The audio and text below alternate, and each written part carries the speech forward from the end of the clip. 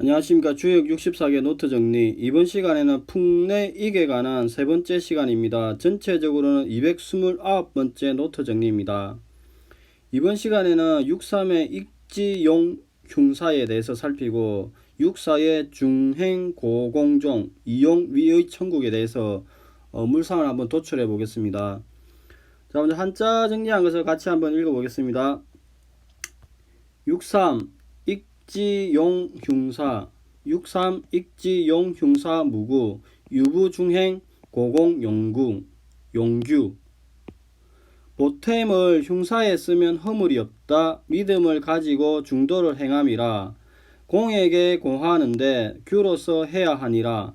상활 익용 흉사 고유지야.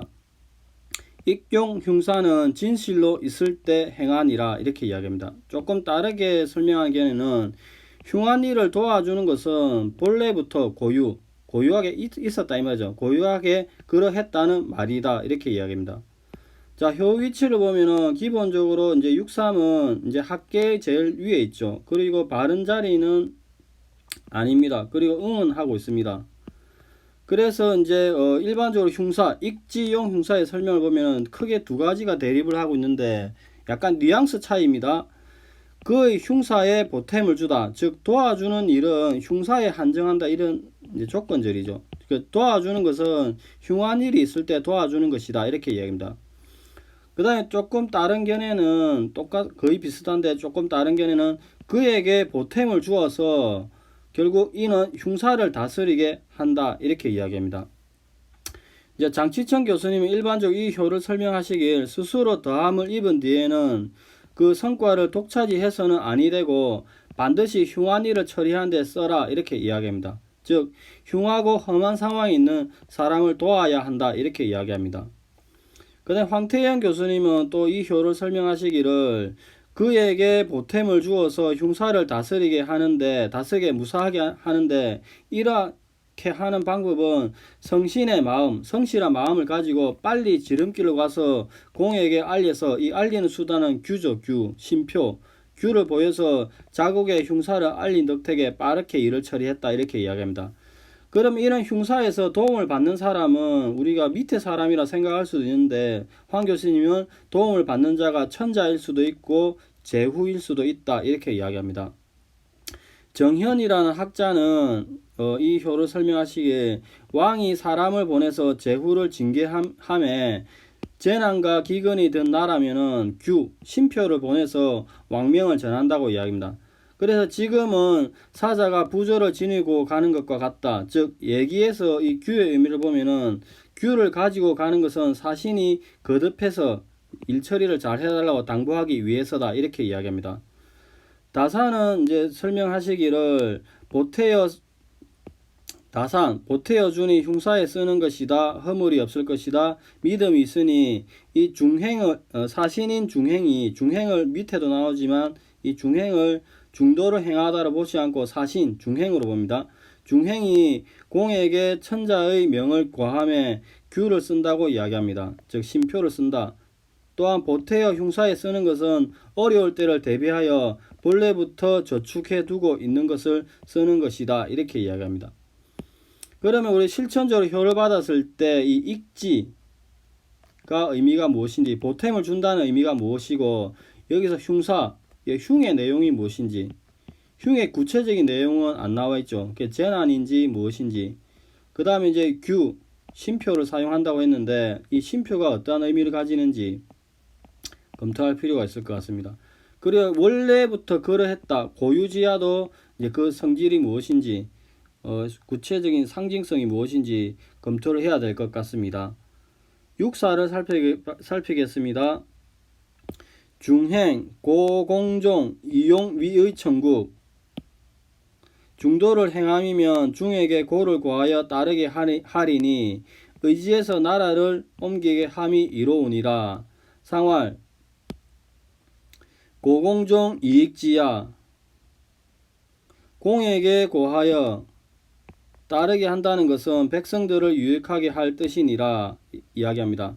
조금 다른 설명은 공에게 알려서 공을 따르는 것은 나라를 옮기려는 뜻을 도와준다는 것이다. 이렇게 이야기합니다. 이제 효 위치를 보면 기본적으로 이제 육사는 상계로 진입을 했죠. 그리고 바른 자리이고 응이 있습니다. 그래서 이제 그 중행, 이 중자의 중행의 의미를 보면은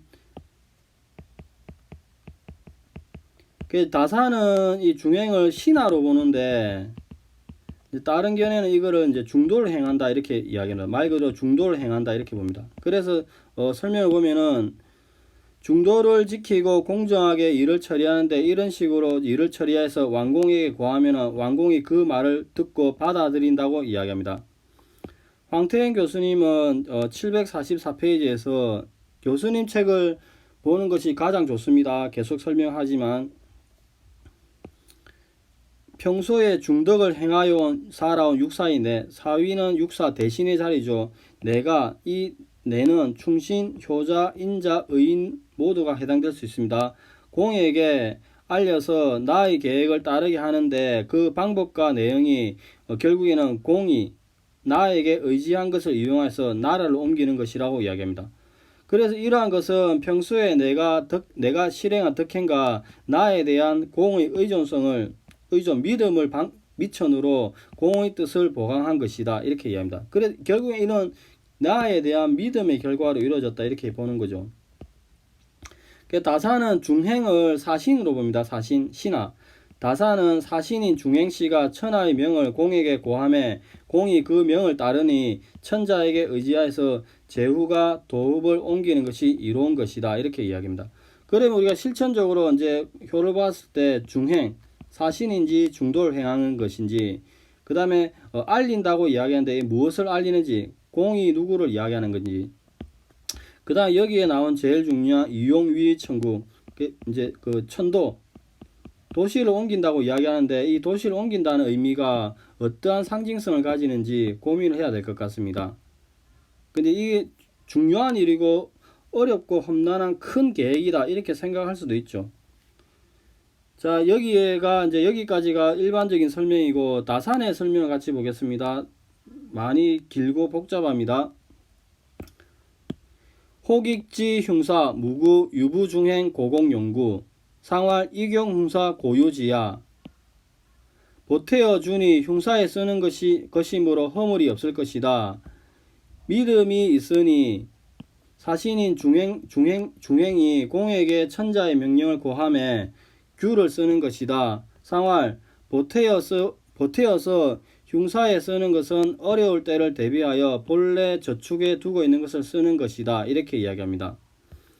그러면 익지 보태어 준다고 이야기하는데 이 보태어 준다는 물상에 그 보면은 이렇게 풍래 있게가 632 효변을 하면은 풍화가인이 되죠.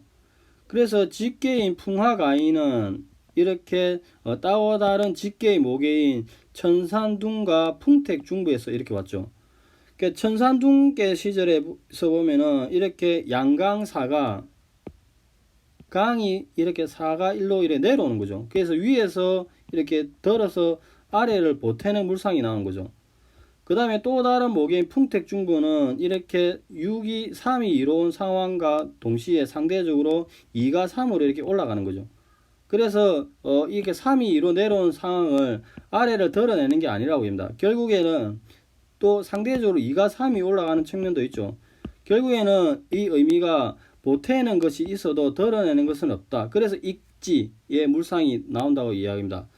그 다음에 용흉사, 흉사에 써라는 말은 이렇게 흉사는 상사, 누가 돌아가신 이런 슬픈 일을 이야기하는 것입니다. 흉사는 상사를 이야기하는데 이 직계인 그 풍화가인은 여기 있는 풍화가인은 기본적으로 여기 있는 풍화가인은 이렇게 직계의 모계인 천산둔에서 왔죠. 천산둔은 12몇 주의상 이렇게 그 중천근에서 이렇게 추일하면서 계속 온 거죠.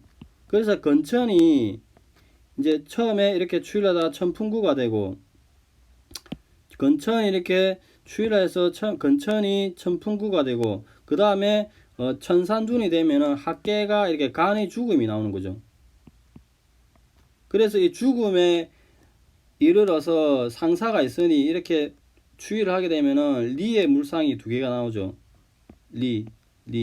리는 재물을 뜻하죠. 그래서 상사를 당함에 감의 비통함이 커가지고 우리가 할 수 있는 것은 재물로서 서로 십시일반에서 도와주는 거죠. 그래서 설명을 보면은 직계의 모계인 풍화가인의 모계인 천산둔께 시절에 건의 간이 죽었으니 감의 애통함 추일하여서 감의 애통함을 맞아서 리의 재물을 보내니까 결국에는 흉사에 사용한다 이런 물상이 도출된다고 합니다. 그 다음에 이제 그 흉사무구를 보면 계속 이어서 보면은 직계 모계인 풍화가인이 지계인 이 물상을 보면은 이렇게 학계가 이렇게 감의 도적이 있는 거죠. 감의 험난함. 그 다음에 중간에는 리의 물상이 있는 거죠. 그래서 이 감은 험난함이죠. 감과 리는 여기에서 말한 감과 리는 물, 불, 질병, 도적 모두 흉사죠. 그래서 이렇게 백성들이 흉사를 당하니까 위에 손의 명령이 있어서 도와주는 거죠. 손의 명령이 있어서 백성들을 도와주는 그런 물상이 나온다고 이야기합니다. 또한 이렇게 허물이 없다고 이야기하는 것은 이렇게 풍내익계가 육삼이 협연하게 되면은 풍화가인이 되죠. 이 풍화가인은 또 다른 모계인 천산둔에서 이렇게 왔죠. 그래서 천산둔에서 이렇게 사가 일로 오고 그 다음에 이 일에 있는 음이 사로 가니까 각각 이렇게 제자리를 다 찾아가는 거죠. 기본적으로. 그래서 무구, 허물이 없다 이렇게 이야기합니다. 그 다음에 이제 유부, 믿음이 있다. 그 신실함에 감동해서 호응함이 있다고 이야기하는 것은 이렇게 풍화가인, 직계인 풍화가인이 그 또 다른 모계인 풍택중부로서인데 풍택중부가 대리, 믿음의 상, 신실함의 상이 있죠. 그래서 추위를 하더라도 여전히 학계가 리를 유지하고 있고 그 다음에 2번과 5변호가 음과 강으로서 서로 홍을 하고 있으니까 유부의 물상이 나온다고 이야기합니다.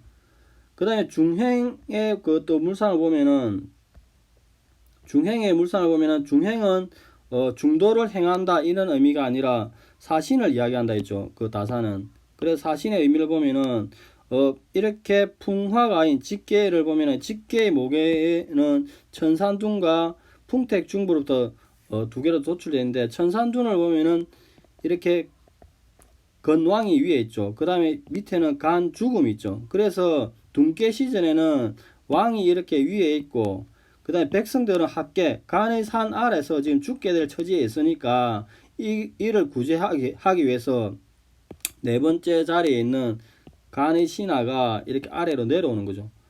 즉 간의 신하가 이렇게 임금의 손의 명령을 받고 사에서 이렇게 내려오는 거죠. 내려와 가지고 이제 백성들을 구휼하는데 이렇게 리로서 구휼하니까 이렇게 리로서 구휼을 한다 이렇게 이야기합니다. 즉 설명을 보면은 네 번째 있는 사위의 신하가 손을 임금의 명령을 와서 내려와서 간의 의뢰를 내려와서 리로서 구휼하니 이 상황은 중행고공 사신을 파견하여서 구휼하는 도와주는 그런 모습이라고 이야기합니다. 오늘 아침 공적 자금을 이제 하는 거죠. 똑같이 고공용규를 보면은 이렇게 풍내익계는 기본적으로 천산둔에서 왔죠. 천지빅계에서 왔죠. 그래서 천지빅계 시절에 건의 왕이 손의 명령을 이렇게 내리는 거죠. 그래서 이렇게 풍내익이 되면은 이게 뒤집어진 입이죠. 입이 아래로 털어져 있으니까 뒤집어진 밑에 명령을 하는 거죠. 즉 설명해 보면은 사신이 왕명을 받들고 진을 제후를 굳어보면서 고하니 알려줄 공에게 알려준다. 그런 공에게 알려줄 때 심표가 필요하죠. 이를 규라고 이야기하는데 이 규의 물상을 보면은 이렇게 풍내익에서 육삼이 협연을 하게 되면은 풍화가인이 되죠. 이 풍화가인은 기본적으로 천산둔에서 이렇게 도출했습니다. 천산둔에서 왔는데 지게 목이 천산둔의 산계가 이게 건이죠. 건은 또 다른 이야기는 옥을 상징하죠. 그래서 사가일로 내려오니까 이게 리가 돼서 표지가 된다고 이야기합니다. 즉 둔께에 사가일로 강이 내려서 리의 심표를 받으니까 이 심표로 삼은 게 옥, 규라고 이야기합니다. 그래서 고공용규, 공에게 천자의 명령을 고함에 규를 쓴다고 이야기합니다. 그 다음에 고유지하는 원래부터 왕이 부가 있어서 백성들을 도와주는 성질이 있다 이야기하는데, 이미 건의 임금에 재물이 있다, 부유함이 있다 이야기죠. 그래서 이 풍내익계가 6.3이 협연을 하게 되면은 풍화가인이죠. 풍화가인은 이렇게 천산둔에서 왔는데, 천산둔에서는 상계가 건 임금이 있죠. 그래, 건 임금이 부가 이렇게 빵빵하게 있는 상태에서 사가일로 이렇게 내려가니까 이제 백성들 도와주는 거죠. 즉 임금의 부가 본래부터 준비되어 있으니까 위기시에 바로 구제할 수 있다, 이렇게 이야기합니다. 자, 여기가 이제 그 6.3에 대한 설명이 좀 많죠. 이제 6.4를 보겠습니다. 한자를 보겠습니다. 중행고공종, 이용위의 천국, 상활고공종 이익지야. 사신인 중행씨가 천하의 명을 공에게 고함에 공이 그 명을 따르니 천자에게 의지하여서 제후가 도읍을 옮기는 것이 결국 이롭다. 상활, 천자의 명을 공이 고하면 공이 따르는 것을 도와주고자 하는 뜻이 있기 때문이다, 이렇게 이해합니다. 그래서 이 부분은 도시를 이제 옮기는 그런 상황에서 이제 일반적으로 중도를 행한다고 했는데, 다사는 중행을 이제 신하로 보는 거죠. 그래서 중행의 물상을 보면은 이렇게 그 풍내 있게 본상이 있으면은 육사가 협연을 하게 되면은 천례무망이 되죠. 지계인. 천례무망은 이렇게 천례무망계의 본계인 지계의 모계인 풍택중부로부터 왔죠. 그 풍택중부에서는 이렇게 네 번째 지위에 있는 신하가, 여기 사위가 음이죠. 신하가 일로 이렇게 내려오는 거죠. 일로 내려오는 이유가 윗계에 손의 명령이 있는 거죠. 즉 중행은 신하를 의미하는데, 중부계의 중행은 사신을 말한다. 사위, 신하, 이 신하는 왕의 측근이죠. 그래서 왕의 측근이 풍택중부, 상계 손의 명령을 받아서 진의 임금의 명을 이제 고하는 거, 알리는 거죠. 그래서 이 진의 명령을 받은, 진의 명령 알림 받은 진의 저우가 명을 받고 2가 4로 이렇게 왕으로 올라가는 거죠. 2가 다시. 그래서 2가 4로 가서 왕을 따른다 이야기합니다. 그래서 전체적으로 중행고공, 천자의 명을 공에게 전했고, 공이, 여기 있는 공이 그 명령을 따른다, 이렇게 이야기합니다. 그러면은 이제 이용위천구, 읍을 옮기니 왕에게 더 가까워진다고 이야기합니다. 그 도읍천도가 이롭다 이야기하는 거죠. 이 상황은 풍내익계가 육사가 협연하면은 이렇게 천례무망계가 되죠. 무망계가 되는데, 이 계는 기본적으로 직계 모계인 천산둔으로부터 왔습니다. 천산둔 합계가 이게 간의 읍이죠. 간의 읍, 도시가 있는 거죠. 근데 추이를 하게 되면은 이렇게 간의 읍이 전체적으로 한 칸 더 올라가는 거죠. 이렇게 보면은, 이렇게 되면은 결국에는 건 임금에 더 가까이 접근을 하게 되는 거죠. 그래서 이용위의, 왕이 위에 있어서 의지할 만하고 의지함이 이롭다 하는데, 이렇게 되는 게 왕에게 더 가까이 가게 되는 그런 물상이 있다고 이야기합니다. 그 다음에 뜻을 보탠다. 익지는 이렇게 풍내익계가 6.3가 협연을 하게 되면은 천례무망이 되는데, 천례무망은 계속하듯이 천산둔에서 왔죠.